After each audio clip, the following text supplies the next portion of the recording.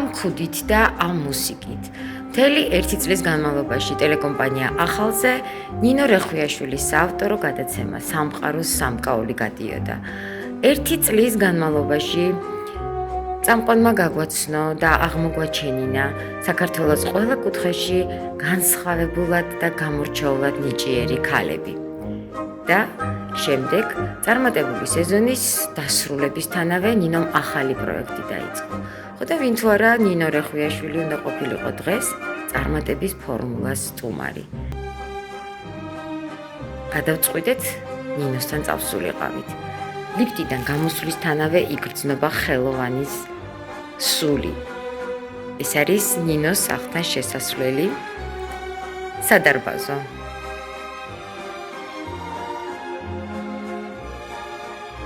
კეთილი იყოს თქვენი მობრძანება ნინოს სახლში. შევიდეთ.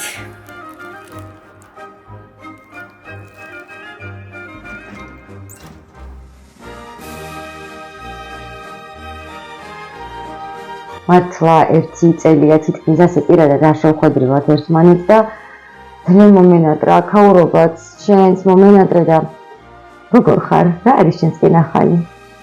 კეთი პირველ რიგში მოგესალმები შენს ტელემოყურებელს. მე გეტყვი რომ მეც ძალიან მომენატრე. ის 1 წელი რაც ჩვენ ერთად განვლეთ იყო არაჩვეულებრივი, ჩემთვის ძალიან ტკბილად მოსაგონარი, საინტერესო და პროდუქტიული. სასწაულია წარმატებული სეზონი გქონდა. გახსოვს ჩვენი გადაცემა წარმატების ფორმულა და გადაცემის დასაწყისშიც კი ვთქვი, რომ ვინ თუ არა ნინო რეხვიაშვილი უნდა ყოფილიყო წარმატების ფორმულას სტუმარი.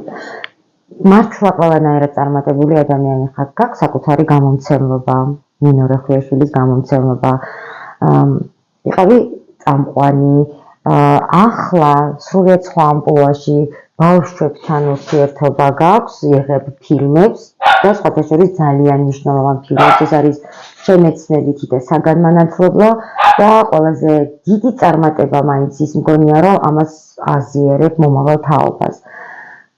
ხარ ოჯახის დიასახლისი, დედა და ყოველ კუთხე კუნძულში ხედავთ ჩვენ ხელოვანი ადამიანის სულს. ხელს არა, სულს. როგორ ახერხებ ამას ყველაფერს და რა არის შენი წარმატების ფორმულა? აი ეს არის ის თემები, რა თემებზე დღეს მინდა ჩვენ ვისაუბროთ. თუმცა მოდი დავიწყოთ იმ დღიდან, როდესაც სამყაროს სამკაული დაიხურა და შენ უკვე ახალი პროექტი დაიწყე. ეს ყველაფერი მართალია, რაც ბრძანე, მე არ ვამბობ, რომ მე ვარ წარმატებული ადამიანი. ამის გარდა ყველაფერში გეთანხმები. წარმატებული ადამიანი ეს ძალიან ფართომცნებანი, ასე მგონია. ძალიან დატვირთული, კიდევ უფრო მეტი მოეთხოვება წარმატებულ ადამიანს. მე ვფიქრობ, ეს არ არის სრულყოფილი შრომის შედეგი, რასაც მე ვაკეთებ. ვნახოთ რა იქნება მომავალში. ზოგადად წარმატების ფორმულა რომ დაწერო, შენ თავად ძალიან წარმატებული უნდა იყოს. თუმცა ნამდვილად ჩემი გადმოსახედიდან რას ნიშნავს წარმატება?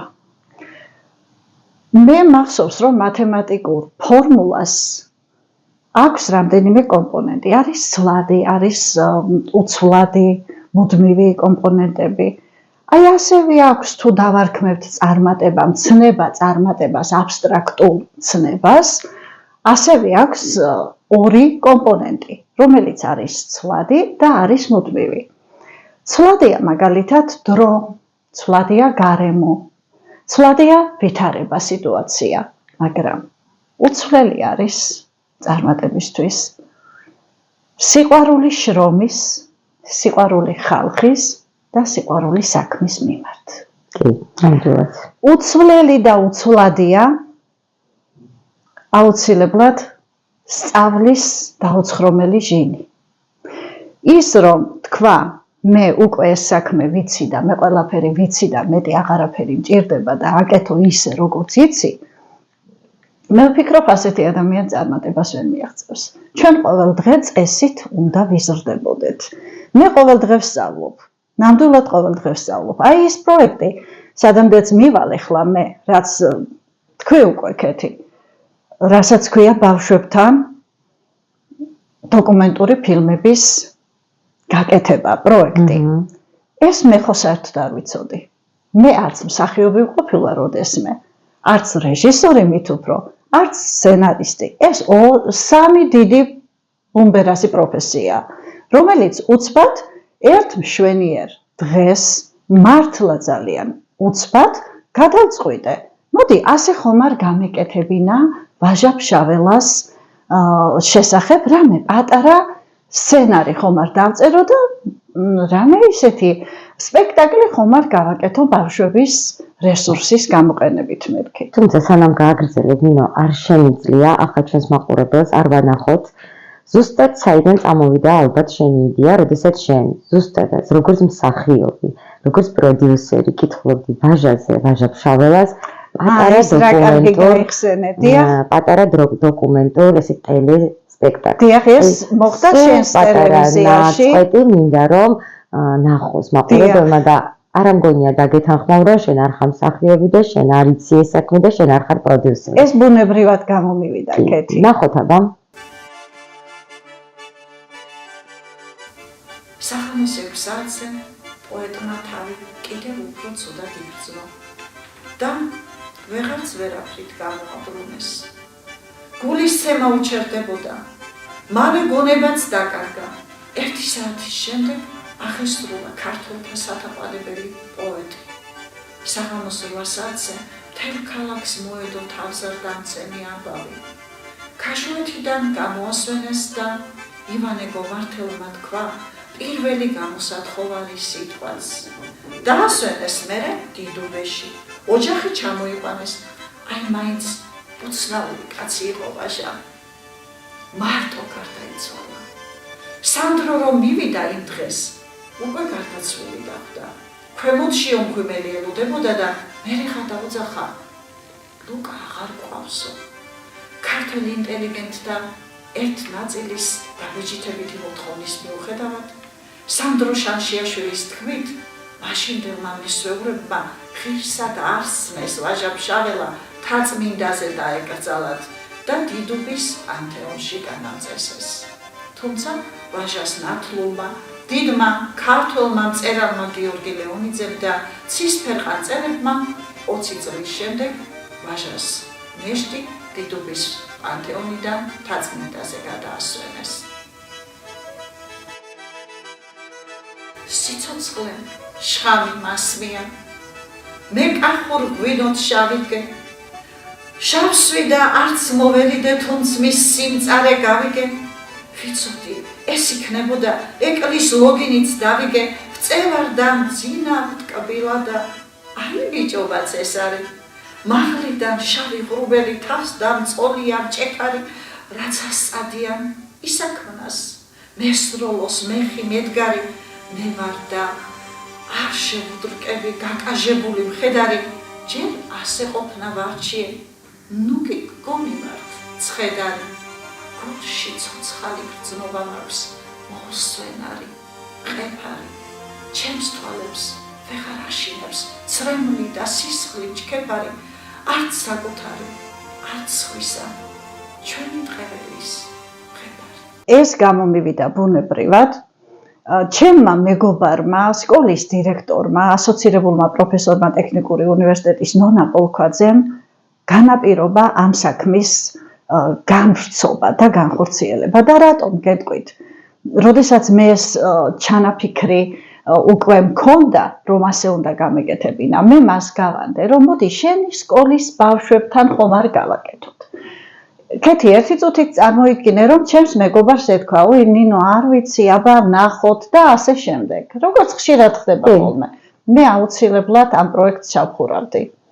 მაგრამ მან რა მითხრა, იცით, ანთებული თვალებით, ნინო, აუცილებლად, ეგ რა კარგი რამეა, მოდი ჩემს სკოლაში გავაკეთოთ. რატომ სპექტაკლი? მოდი გავაკეთოთ დოკუმენტური ფილმი. აი ეს იყო სათავე. რომელი იყო პირველი ფილმი, რომელიც გადაიღო? ეს იყო ვაჟა ფშაველა. ეს იყო ვაჟა ფშაველა, რომელიც სკოლა აიაჯესში გადავიღე. არ ვიცი, არაჩვეულებრივი ფილმი გამოვიდა, პირველი, მართლაც პირველი, გადასაღებ მოედანზე რომ გავედით მე და ნიკა, შიშით ვუყურებდი კამერასაც და სიტუაციასაც, რა უნდა ვქნა, ვფიქრობდი. აი როგორც წარმოსახვით წარმომედგინა როგორ უნდა იმუშავა ჩემს სიტუაციაში მყოფ ადამიანს, აი ესე ვიმუშავე და შედეგი მივიღე. უკვე 5 ფილმი მაქვს გადაღებული, მე-6, მე-7 ახლა მზადდება, მერვე სცენარი იწერება. არავინ მინდა განსაჯოს ისე, რომ ეს არის რეჟისურა და ეს არის დოკუმენტალისტიკა. არა, ეს არის საგანმანათლებლო რესურსი. ამ ფილმებს ქვია საგანმანათლებლო დოკუმენტური ფილმი და არის სასწავლო რესურსი. ეს არის ბავშვებისთვის, სკოლებისთვის, მასწავლებლებისთვის გამზადებული პროდუქტი, რომელსაც მე ვაწვდი მათ, აი, როდესაც შემაჯამებელი გაკვეთილი ტარდება სკოლაში, დაუშვათ ისწავლეს ვაჟა-ფშაველა, გალაქტიონი, ილია ჭავჭავაძე, ამაზე უკეთესი რა შეიძლება ბავშვებს აჩვენოს. თქვა უფრო მარტივად. დიახ, მარტივად. თან ბავშვები თავიანთი თანატოლებისგან ისმენენ ამ მონათხრობს. ეს არის თხრობითი ჟანრი, მაგრამ იმის გამო, რომ პუბლიკა არ გადამეღალა, ეს ბავშვი იქნება თუ უფროსი, თხრობა 1 საათიანი თხრობის მოსმენა მარტივი არ არის, სადღაც გონება გაიფანტება, სადღაც რაღაც გამოგრჩება, აი ამისთვის სწორედ შევიტანე ის ელემენტები, მხატვრული ელემენტები, ყავს ზოგან ლუარსაბ-თათქარიძეა, ზოგან დარეჯანია, ზოგან ილია იქ, უფრო და უფრო გავამხატრულე, მხატვრული ელემენტები შევიტანე, იმიტომ რომ ბავშვებისთვის ასე უფრო უკეთესად აღსაქმელი და უფრო მოსაწონია. ეხლა გითხარი რომ 5 ფილმი მაქვს გადაღებული, ხო? დიახ. და 2 მზადდება. რა ფილმებია და რაზე არის ეს ფილმები? ესე იგი, ეს არის ილია ჭავჭავაძის, აკაკი წერეთლის, გალაქტიონ ტაბიძის, ექვთიმე თაყაიშვილის და სულხან საბა ორბელიანის ფილმები. ეს ფილმები არის ბიოგრაფიული მნიშვნელობის. და რატომ? მე ისევ ჩემი პედაგოგიური პრაქტიკიდან ამოვდივარ. როდესაც მე ვიყავი მასწავლებელი, 18 წელი ვასწავლედი სკოლაში ქართულ ენას და ლიტერატურას, მე-4 კლასში ვხსნიდი იაკობ გოგებაშვილის მასალას. როგორც კი დავიწყე ბიოგრაფიული მასალის თხრობა, ბავშვების გაფართოებული თვალები დავინახე, ანუ მეტი ინტერესი. ბავშვებს, ისე როგორც სამწუხაროდ უფროსებსაც, გვაინტერესებს პირადი ამბების მოსმენა. და ეს ბავშვი რომ სახლში მივიდა, საღამოს მშობელი მირეკავს და მეუბნება, ვაიმე, ნინო მასწავლებელო უნდა გაგაცინოთ და რა ხდება მეთქი? აი ჩემი ბავშვი მოვიდა სახლში და მითხრა, რომ ასეთი მდიდარი ყოფილა იაკობ გოგებაშვილი და თურმე დახეული ბოტასებით დაუკრძალავთო.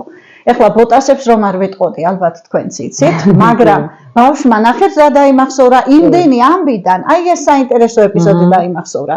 ანუ ბავშვს აინტერესებს ჯერ პირადი ცხოვრება, ამა თუ იმ საზოგადო მოღვაწისა, მწერლისა, შემოქმედისა და შემდეგ იმის სიყვარულით უკვე ისწავლის მის შემოქმედებას. მე მინდა მადლობა გადავუხადო იმ მომღერლებს, იმ მუსიკოსებს, რომელთა საშუალებით ეს ფილმები უფრო მეტად მნიშვნელოვანი და პოპულარული ხდება.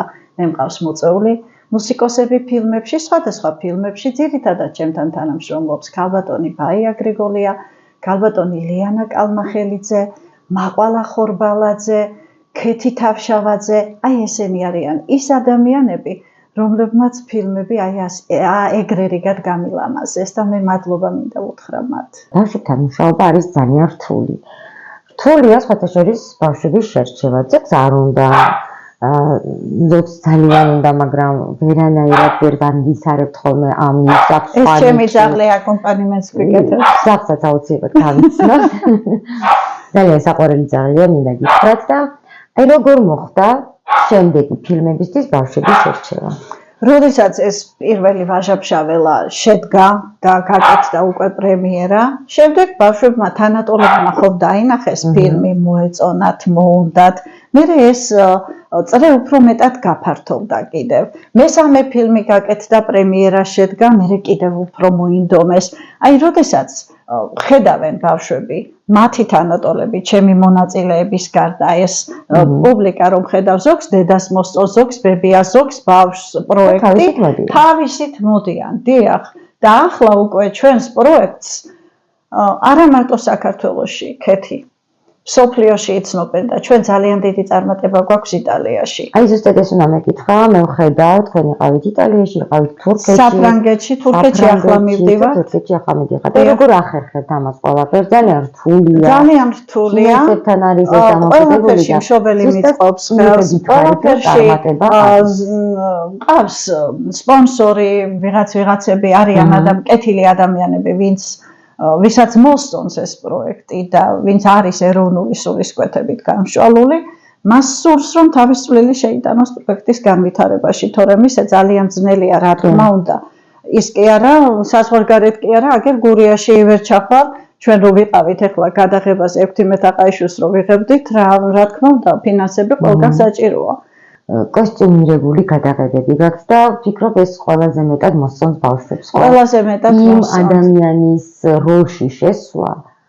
იციქეთი იმდენად ირგებენ ამ როლს ეს ბავშვები, აი უკვე ამდენ ფილმში რომ მონაწილეობენ, ბევრი ახალია, მაგრამ ბევრი თავიდანვე მომყვება პირველივე ფილმიდან. იმდენად ირგებენ ამ როლს კოსტიუმში უკვე პიროვნებას კარგავენ და მიდიან იქ, ვისაც ანსახიერებენ. ძალიან საყვარელი ბავშვები არიან. ვუყურებ ხოლმე, მე ვადევნებ ნამდვილად თვალს ამ ყველაფერს და ჩვენ დღეს პირადად თქვენი სტუმრები ვართ, მაგრამ ნინო, ახლავე აქვე გთავაზობ, რომ სულ მალე გვესტუმროთ ჩვენთან სტუდიაში, მოვაწყოთ ფილმების ჩვენება, გავიცნოთ ეს ბავშვები ძალიან კარგად. და რაც თავარია, მათი თანატოლები დავპატიჟოთ და ყველამ ერთად ვუყუროთ ფილმს.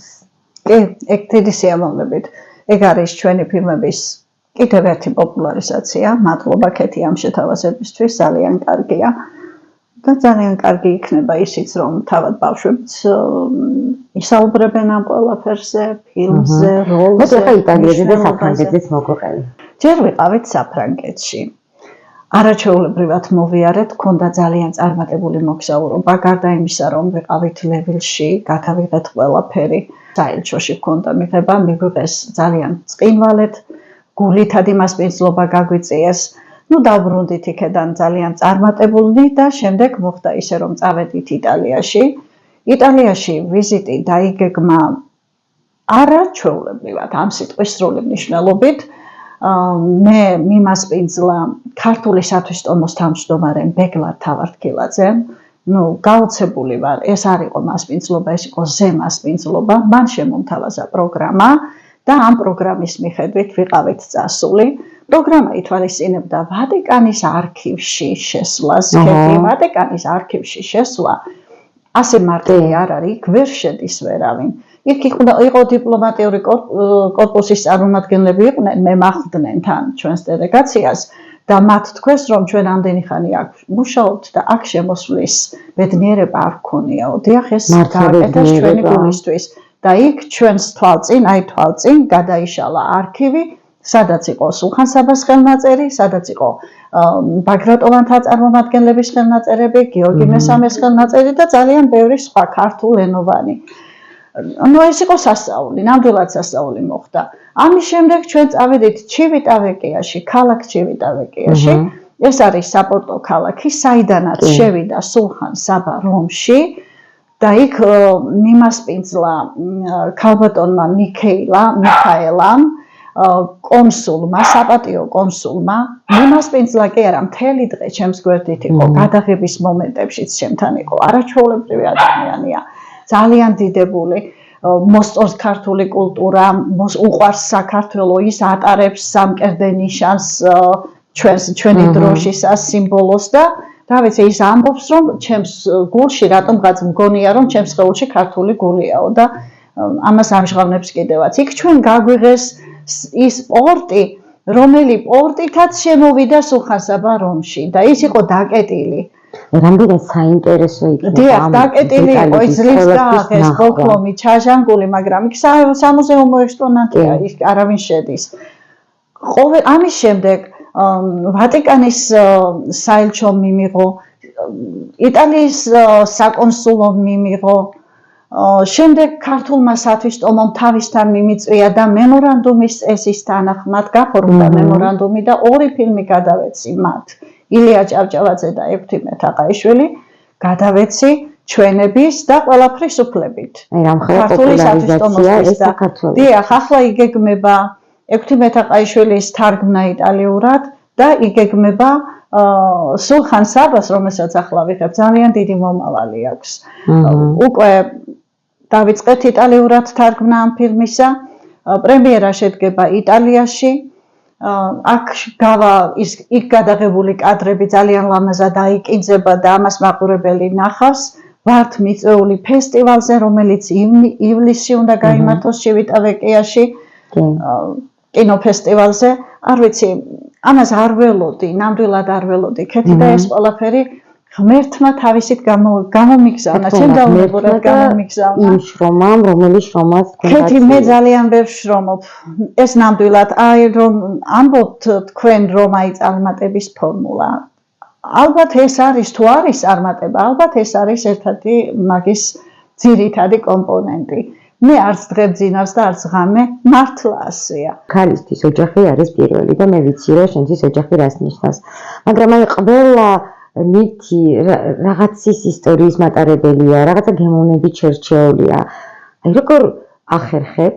არ მოყარს ხოლმე ამისი კითხვა, მაგრამ მართლა გაოცებული ვარ, როგორ ახერხებ? ოჯახის დედა, დიას ახლისი, გამომცემლობა, სადაც ძალიან დიდი საქმეა, ფილმების გადაღება და კიდე ამასთან დამატებით მე მახსოვს ნინო სამზარეულო წიგნი, რომელიც გამოვიდა და ნინო სამზარეულო, რომელიც მე მგონი ძალიან ბევრმა ადამიანმა დააგემოვნა უკვე. ნინო, როგორ აკეთებ ამას ყველაფერს? ხო, ქეთი, მაგას ბევრი მეკითხება. დავიწყოთ იქედან, რომ თუ ქალს შემდგარი ოჯახი არ აქვს, თუ ქალს ოჯახური სიმშვიდე არ აქვს, ის კარიერას ვერ აიწყობს, მე ასე ჯერა. მე რომ ზურგს უკან მშვიდი და წყნარი ოჯახი მიდგას, შემდეგ თამამად ვფიქრობ იმ საქმეზე, რა საქმესაც ვაკეთებ. და მე ამისთვის მინდა მადლობა ვუთხრა ჩემს ოჯახს. მთელი შემადგენლობით. და ის საქმე, რაც მე დავიწყე, ქეთი, მე სკოლის შემდეგ ფეხი ავით გამომცემლობით, ამ გამომცემლობის გახსნა და ამ საქმის დაწყება ჩემი მეუღლის დამსახურებაა. მისი დააჟინებული თხოვნის კი არა, მოთხოვნის და იმის შემდეგ მოვდივარ აი ასე. მე მყავს არაჩვეულებრივი ოჯახი, მადლობა მათ ამ ყოველივე ხელშეწყობისთვის. ქალს თუ ოჯახი ხელს არ გიწყობს, იქ დამთავრებულია ყველაფერი. როგორ ვახერხებ ამ ყველაფერს? სახლი ჩემი სავანია. რამდენ ვარსკვლავიან სასტუმროში უნდა გამიშვა. საზღვარგარეთიდან რომ მოვდივარ, ფრენაფრენით მოვდივარ ჩემს სახლში, იმიტომ რომ ჩემი სახლი არის ჩემთვის მილიონ ვარსკვლავიანი სასტუმრო. და სამზარეულო მე ძალიან მიყვარს. როგორი დაღლილიც არ უნდა ვიყო, სამზარეულოში უყოჩაღად ვგრძნობ ყოველთვის თავს და მიყვარს ძალიან. ორი წიგნი გამოვიდა ნინო სამზარეულოსი, დიახ, და ახლა მესამე დიდი წიგნი გამოდის კიდევ. ძალიან მალე უკვე დაიბეჭდება. მე მიყვარს ძალიან სტუმარი. მე მგონი ჩემს სახლში მთელი თბილისია ნამყოფი. ხო, ყველას აქვს დაგემოვნებული ჩემი კერძები. ძალიან მიყვარს და აი ხო ვემზადები აღდგომისთვის. უკვე წარმოვიდგენია აღდგომა როგორი იქნება სახლში ახალი წელი ნანახი კი, აღდგომაც შესაფერისად ფორმდება, დეკორატიულად ვაფორმებ სახლს და ვაცხობ ხატისპურებს, ვაცხობ ნაზუქებს, ვაცხობ ნამცხრებს და გადასარევი სურნელი ტრიალებს ჩემს სახლში. მე მინდა ნინო ახლა მიმართო იმ ქალებს, რომლებიც ახლა გვიყურებენ და სახლში სხედან რაღაც და რაღაც მიზეზების გამო ქალებს, რომლებიც ამბობენ, რომ აი სამუშაო არა გვაქვს, აი ჩვენ რა გავაკეთოთ. მე მინდა რომ ამ ჩვენი წარმატების ფორმულათი ამ ქალებმა მიიღონ სტიმული. აი რას ეწყვე იმ ქალებს? რა არის მთავარი იმისთვის, რომ აი ადგე და რაღაც საქმე დაიწყო? ამისთვის მთავარია ჯერ შენი თავი უნდა გეყვარდეს. რაც არ უნდა კარგი ქმარშვილი გყავდეს, ქეთი. შენ თუ შემდგარი ქალი არ ახარ ოჯახში. შენ სრულფასოვნად ვერ გზნობ თავს.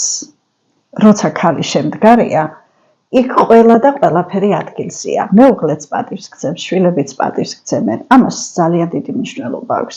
და ეს გასაღები ჩვენშია. მე ვერ წარმომიდგენია ჩვენს ირგვლივ ქართულ სივრცეში ვერ წარმომიდგენია უნიჭო ქალი, ვერ წარმომიდგენია უპერსპექტივო ქალი. გამორიცხულია. უბრალოდ ყველა ადამიანში არის რაღაც მიძინებული, მინავლული, რომელსაც უნდა გამოფხიზლება. რომელსაც სჭირდება სტიმული. და აუცილებლად მოტივაცია. არასდროს ჩამოყაროთ ყურები.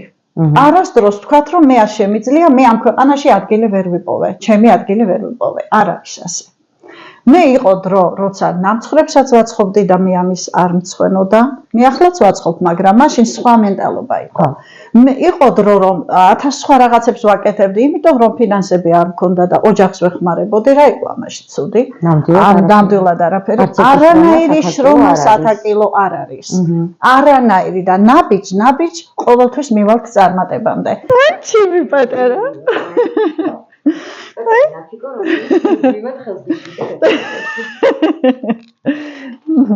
ეს ჩემი შვილია, შვილობილი.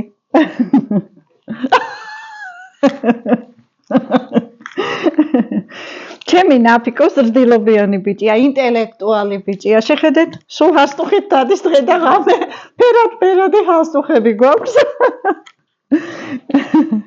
ნინო, ის არ მინდა ხა ჩვენ ერთმანეთს დავიმშვიდობოთ, რომ ჩემი აივანი არ ნახოს ჩვენმა მაყურებელმა და ბოლოს შენი სათქმელი, რომელიც გინდა რომ გვითხრა და დაგდიტოვო შენი წარმატების ფორმულა ზუსტად აივანზე ჩაგწეროთ. დავიდეთ. ეს ჩემთვის არის უდიდესი სიამოვნება. ჩემი დილა იწყება აივნების მოფერებით. აი ამ ყველაფერს, რასაც აქ ხედავთ და ასეთივეა მეორე აივანიც, ყველა მცენარეს ველაპარაკები. ჩვენ საერთო ენა გვაქვს და ეს არის მოფერებითი ენა.